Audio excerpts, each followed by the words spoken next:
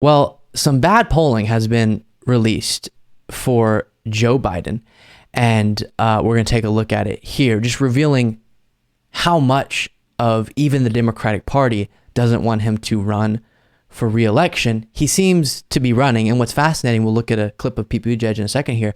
What's fascinating about this is he's done a lot of really good things, and compared to other Democratic presidents, he is relatively good as far as accomplishments go. And I have plenty of critiques, but just kind of historically speaking, been a pretty successful presidency, including the context of how thin of a margin he had in the Senate.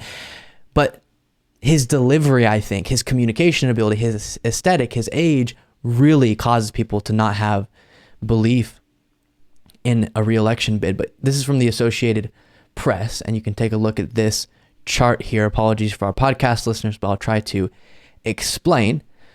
It says most do not want to see Biden run for re-election in 2024. As a percentage of adults overall, the adults polled in this, 22% say yes, Biden should run, 78% say no. But then specifically, Democrats, 37 say yes, 62 say no, 62%. And that is not great for within your own party. Usually you have an overwhelming majority if you're a first-term president of your own party that wants you to run. Typically that's the case unless you've really messed up. And then independents only 12%, and then Republicans 9%, which that's always weird to me. Sometimes there's a percentage of the other party that believes the thing that doesn't quite make sense with their belief system. Similar to when you poll people on some of these right-wing conspiracy theories, there's a tiny percentage of Democrats that believe them, and it just always baffles my mind. And then as far as the age breakdown, the largest percent that want Biden to run are within the 45 to 59 age group at 31% overall adults. But the most interesting part, of course, Republicans won't want him, but is the Democrat piece. 37% of Democrats want him to run for re-election. 62% do not. And again, I say, for a first-term president who has gotten a good amount of things done, that's pretty brutal. And I think he'll still go ahead and run. And that doesn't mean that the Democratic Party won't support him or anything like that, but it definitely shows you where a lot of the kind of Democratic Party's conscience is right now.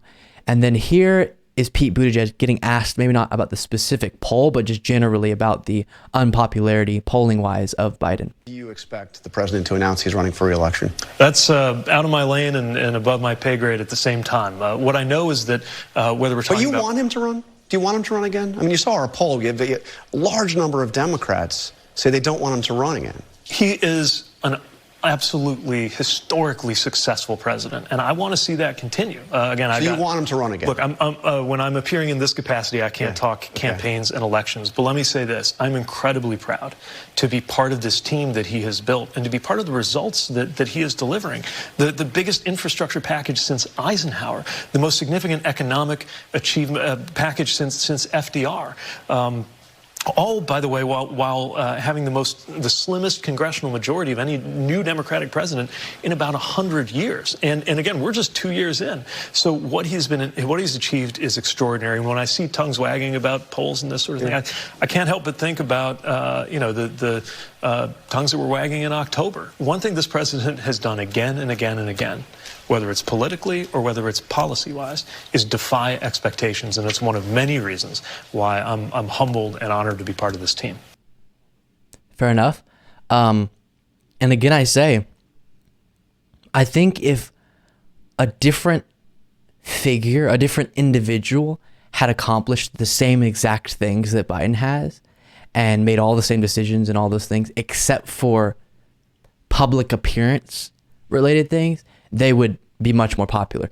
Inflation would still be an issue, but especially with it cooling off, I don't think it would be playing the role that it is now. I think the biggest concern is age and age-related variables with Biden. So I think people are concerned he may not be fully fit to, and I recognize the concern there, serve a whole nother 4 years based on his age. Because to me, it's not the number on the paper, because there are people who are quite up there who are still very able to do intense positions. It's more, how does that number affect their ability to, for example, Joe Biden clearly is experiencing a decrease in his ability to communicate effectively. And that's important in politics. It's not the most important all the times. I think accomplishments are the things we need to care about the most, policy achievements and stances an individual has, but the president has the largest megaphone possible. So your ability to use that effectively does matter.